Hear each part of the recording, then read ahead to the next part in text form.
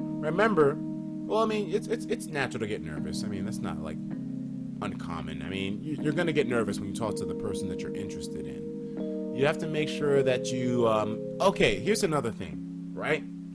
Don't suck her dick. Make it so you have fun. You play around, but at the end of the day, you're still like nice to her. Like, I mean, like, this is an interaction technique that applies to everyone. Male, female, associate, best friend, no matter who it is, workplace environment or whatever, there is always, never one or the other. It's always a combination of both to certain degrees, a degree of push and a degree of pull. I wish somebody taught me what I'm about to tell you when I was younger. I don't talk about this in regular streams because it just feels as if the knowledge will go wasted on some people. Some people don't acknowledge this. Do you know what nice guy syndrome is? It's people that use too much pull, not enough push. This doesn't just apply to getting with a chick. It doesn't just apply to, sleeping with a chick one night. I mean, you could use it for those things. A girl could use it to get with a guy really quick. I mean, guys with girls, girls with guys. But I mean, at the end of the day here, where it truly matters is interactions with regular individuals, human beings that you meet on a regular basis. This is something that I learned myself, and I use it every day. I mean, not to the benefit of being able to get closer to people, but I find it fun too. Degrees of interaction with other human beings, and this is not something I would ever say in a regular live stream, but interacting with another human being involves a certain degree of push. You don't just appeal to their desires to make them feel comfortable and you bring them in. No. Have you guys ever had it where someone complimented you and you felt like, oh, stop it, oh, you're being too nice, or oh, that feeling doesn't just come from being humble. That's actual pressure, anxiety, tension built up from the expectations of the individual giving you said compliments because there's no relief. They just continue to lay on the compliments, continue to make you feel special, encourage you, compliment you to the point where you feel awkward. Don't you feel awkward when someone compliments you too much? Not necessarily speaking to the nature of that person, but because it's like, I'm not that special, chill. I'm not trying to come out here, feel like a celebrity. Every time someone compliments you, it builds up pressure. Depending on the nature of the compliment, it builds it up a little bit more or a little bit less. But the point is that it builds pressure, expectation, tension. If you have somebody who comes up to you, how many times have you had if somebody comes up to you on the street and they're like, yo, oh yeah, listen, man, I want to talk to you. You look like such a great individual. I really want to break it down to you, my situation, because you look like someone that will listen to me. I mean, here in New York City, homeless people come up to you on a regular basis, and they consistently butter you up, give you compliments, pressure you to give them something. And that's the thing. Doesn't it make you say, okay, what do you want from me? You keep building up all these expectations. You keep complimenting me. You keep giving me all these things that make me feel like I'm a good person. What do you want? The pressure from those interactions is built up.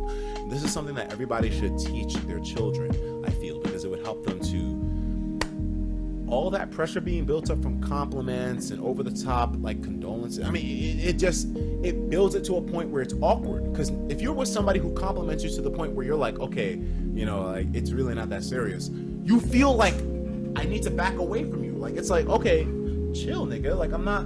What do you want from me? Why are you doing all this? You're saying all this shit. And this is the nice guy syndrome. This is the field that a lot of guys fall into.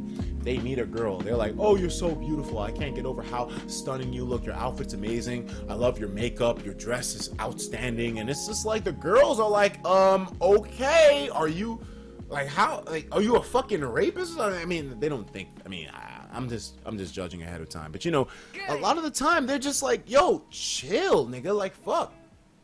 I'm going to tell you guys now exactly what you need to know in my personal opinion, which will help you out. All that pressure that's built, it's all about push and pull. Whether it be a little bit of push and a ton of pull, or a little bit of pull and a ton of push.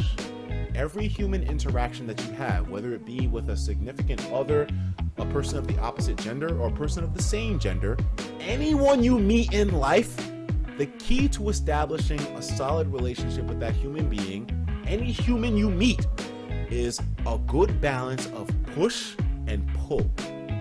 You need to make sure that while you let them know that you're interested in establishing some sort of interaction with them, a pull, that you're also willing to have fun, joke around, and play games, a push. Once you master the art of push and pull, your interactions will get far better, whether it be on the platonic level or the actual intimate level.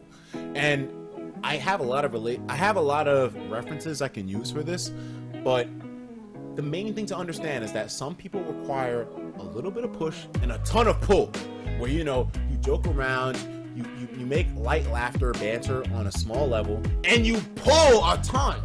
Or the opposite, you make a ton of jokes, you clown them, you bullshit, and then you have a little bit of pull. It depends on who you're talking to. Obviously, there's a bunch of human beings out there.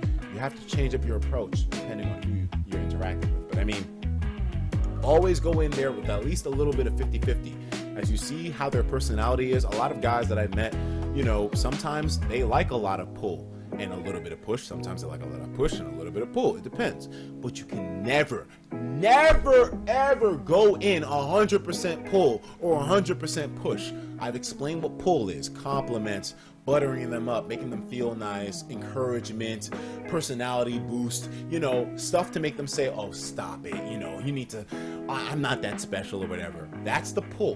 What's a push? They give you give a bunch of compliments, you give a bunch of stuff, and then you're like, wait a minute, it's dark in here. I don't see anything. You could be ugly as fuck for all I care. That's a fucking push. That's the push.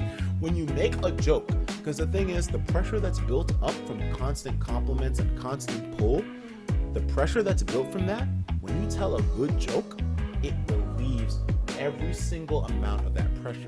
So no longer are you working with like, oh, are you a fucking weirdo trying to take advantage of me? No, you work with this guy's he's a funny guy. He's a comedy artist. He's a fucking idiot. He's a stupid ass, and that relieves all of that pressure. You have to learn how to be good at jokes to utilize the push-pull method. Whether it be an associate at work, someone you're trying to establish a better connection with when it comes to getting things done, or whether it be a romantic interest, you have to get the hang of push-pull. You have to understand whether the person you're interacting with likes a lot of push or a lot of pull. How many times has it been that we've interacted with someone and it seems like they cut ass on each other? They make huge jokes on each other just for the benefit of, making fun. But that's not the way it works. Deep down, you may not see it, but there's actually pull involved in that. They let each other know in very subtle ways, you're a cool person. I'm interested in you. I like you. I like spending time around you. But they use push to emphasize that. It's a little bit weird. I don't know if all of you guys understand. I got to use the bathroom. I got to piss. I've been drinking a lot.